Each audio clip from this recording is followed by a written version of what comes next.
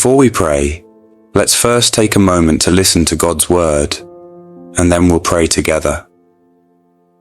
What looks like peace on the outside can still be a war on the inside. You can stand in a crowd and think everyone is doing fine, yet behind those faces are private struggles, secret worries, temptations, and heavy thoughts that people do not know how to explain. And many of those struggles are not only emotional or circumstantial. Every believer has a fight, and many days that fight is not even with people, it is within. This is why Galatians 5 verse 17 speaks so clearly. It explains that the sinful nature and the spirit are in direct opposition, continually in conflict, so that believers do not always do the good things they desire. That verse puts language to what you feel. There are moments when your spirit wants God, longs for prayer, longs for the word, longs for purity, longs for obedience. Yet your body and your natural desires can pull you toward comfort, distraction, laziness, pride, anger, or lust. You may plan to pray, and suddenly you feel tired. You may plan to read scripture, and suddenly you feel hungry or restless. You may want to forgive, and suddenly your mind starts replaying the hurt. This conflict is real, and it is daily. You are not strange because you feel it. You are not alone because you struggle with it. Even the Apostle Paul described a similar inner battle, where he desired what was right, but felt another law working within him, pulling him towards sin. It is not an excuse to stay in sin, but it is a reminder that the battle is understood, and God has given a way forward. So how do you govern this body and this sinful nature? You cannot step out of your body and live like an angel until heaven. You still live on earth with appetites, emotions, habits, and weaknesses. So the question is, how do you gain victory without pretending the struggle does not exist? God gives an answer in Galatians 5, verses 24 to 25. It says that those who belong to Christ Jesus have crucified the flesh with its passions and desires. And if we live by the Spirit, we must also walk by the Spirit. Notice the language. The flesh must be crucified. And crucifixion was an execution. It was painful and slow. It was public. When Scripture uses that picture, it is showing you that putting the flesh to death is not a comfortable process. It means saying no to what feels easy when easy is leading you away from Christ. It means refusing what your old nature loves because you love Jesus more. It means letting some desires die so that your spirit can live fully. This is why Romans 12 verses 1 to 2 calls you to present your body as a living sacrifice, holy and pleasing to God, and to be transformed by the renewing of your mind. A living sacrifice is still alive, which means it can try to crawl off the altar. So you come back and surrender again. Our Father is shaping you for freedom, and the Spirit is training your heart to desire what is truly life. Crucifying the flesh daily also means you stop feeding what is killing you. Some battles stay strong because you keep giving them food. Some temptations stay loud because you keep giving them attention. Jesus warned his disciples, Matthew 26, verse 41. Watch and pray, that you may not enter into temptation. The spirit indeed is willing, but the flesh is weak. That is wisdom. Watch and pray. Pay attention to what opens doors. Pay attention to what weakens you. Pay attention to what stirs your old nature. then pray. Because you cannot win spiritual battles with natural strength alone. And when you do fall, do not run from God in shame. Run to God in honesty. Confession is not humiliation, it is healing. 1 John 1 verse 9 reminds you that if you confess your sins, He is faithful and just to forgive and cleanse you. Our Father is not looking for perfect performers. He is raising sons and daughters who keep returning, keep yielding, and keep walking forward. A carnal mindset is trapped in the moment. It fixates on pleasure, comfort, and the praise of people. It makes you forget eternity. But a renewed mind starts looking upward. Colossians 3 verses 1 to 2 says to set your mind on things above, not on earthly things. This does not mean you stop living responsibly on earth. It means you stop letting temporary things rule your heart. Your life becomes centered on Christ, not on cravings. So, dear brothers and sisters, choose the Spirit again today. Galatians 5 verse 16 says, "Walk by the Spirit, and you will not gratify the desires of the flesh." Walking is step by step. It is choosing prayer when you do not feel like it. It is choosing the word when entertainment calls your name. It is choosing forgiveness when bitterness wants to stay. It is choosing holiness when sin looks easier. And as you walk, the Spirit strengthens you, shapes your desires, and teaches you to live as someone who belongs to Jesus.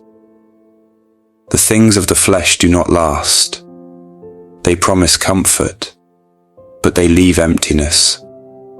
They promise pleasure, but they leave regret. They promise control, but they create bondage. But what you do in Christ lasts. What you surrender to Jesus bears fruit. What you put to death by the Spirit makes room for true life. So keep walking in the Spirit, keep yielding to the Spirit, and keep letting our Father lead you. Because victory is not only possible, it is part of your inheritance in Christ. Now let's take a moment to pray together. Lord Jesus, you already know me well, what I am going through. You see the parts of my heart that feel strong, and you also see the parts that feel tired and worn out. Today, I am asking you to revive my spirit. Breathe new life into me. I do not want to live on empty, and I do not want to keep repeating the same cycle of wanting to do right, but falling back into old patterns. I need your help, and I am not ashamed to admit it. Jesus, help me crucify this flesh. Help me overcome the desires that pull me away from you. Help me keep my body under submission so that my life can follow the word of God. There are moments when my spirit truly wants to pray, but my flesh wants comfort more than communion. There are times when I sit down to seek you, and distractions suddenly feel urgent. Lord, you know how real this struggle can be, and you know how quickly my mind can drift. So I ask you for victory in this daily battle. I believe you will help me overcome it. Your word reminds me in John 15 verse 5 that apart from you, I can do nothing. That means I cannot defeat this battle through willpower alone. I cannot fix myself by trying harder. I need you to live in me and strengthen me from within. So Lord, I lean on you. When prayer feels like a fight, help me press through. When reading your word feels heavy, remind me that your word is life. When my flesh tries to dominate my choices, teach me to say no with wisdom and to say yes to you with a steady heart. Father, I pray that I would not be a slave to sin. I pray that I would not serve unrighteousness. Set me free from secret compromises. Set me free from habits that drain my spirit. Set me free from anything that makes me dull toward your presence. I want my life to be alive to Christ and dead to this world. I want to love what you love, and I want to hate what destroys my soul. Your word teaches me in Romans 8, verses 13 to 15, that if I live according to the flesh, I will die. But if by the Spirit I put to death the misdeeds of the body, I will live. It also says those who are led by the Spirit of God are the children of God, and that the Spirit I received does not make me a slave to fear, but brings adoption, and by him I cry, Abba, Father. Lord, I hold on to that truth. I am not owned by fear. I am not owned by sin. I belong to you. I am a child of our Father, and I want to live like it. Holy Spirit, lead me, direct me, correct me when I am drifting, comfort me when I am weary, convict me when I am tempted, strengthen me when my flesh desires feel strong. I ask for mercy, Lord, because I know I need grace every day. Let my life be empowered by the Holy Spirit, and not controlled by impulses or shaped by the world's pressure. I want to be led by you in every decision. Father, I also pray for the fruit of the Spirit to be clear in my life.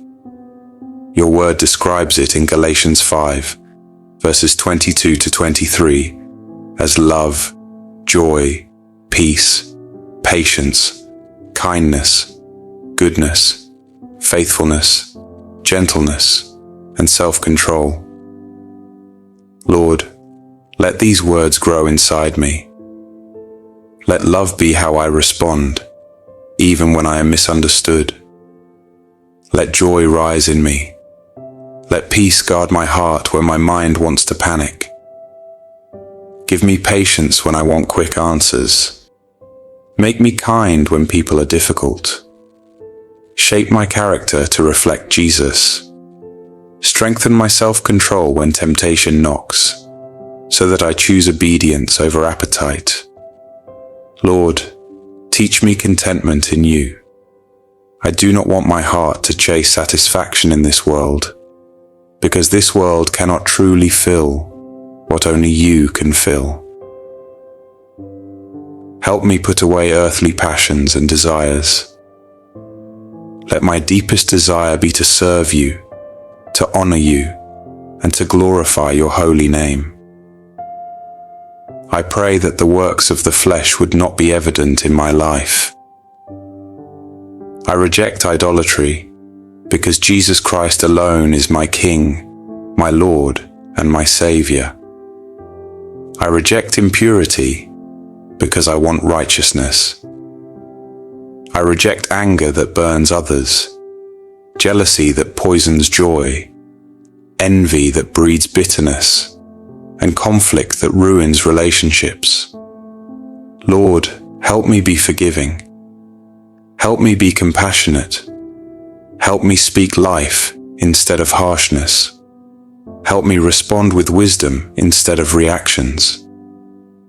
Your word shows me a powerful example in 1 Corinthians 9, verse 27, where Paul says he disciplines his body and brings it into subjection. Lord, I want that kind of discipline that comes from love for you. Teach me how to guard my eyes, guard my thoughts, and guard my words. Teach me how to walk away from what pulls me down and walk toward what builds my spirit up. Father, my spirit is willing to serve you. My spirit longs for your presence. I believe that one touch from you can change me. I believe you can renew me and make me whole. So create in me a clean heart. Renew a right spirit within me. Let my desire for you become strong again. Jesus, be magnified in my life. Be exalted in my choices. I thank you for the victory you give over sin. I thank you for the strength you provide when I feel weak. Your word reminds me in 2 Corinthians 12 verse 9 that your grace is sufficient and your strength is made perfect in weakness. So I bring it to you, and I trust you to meet me with strength. Lord, by faith, I receive what I have prayed. I believe you are working in me. I believe you are shaping and helping me overcome daily. I receive the leading of the Holy Spirit. In the name of Jesus Christ, I pray. Amen. If this prayer has touched your heart, please type Amen as a sign of faith. I pray that every blessing in this prayer is now upon you in the name of Jesus. And if you need a special prayer, feel free to let us know in the comments. We would be honored to pray for you. May the grace and peace of our Lord Jesus Christ be with you always.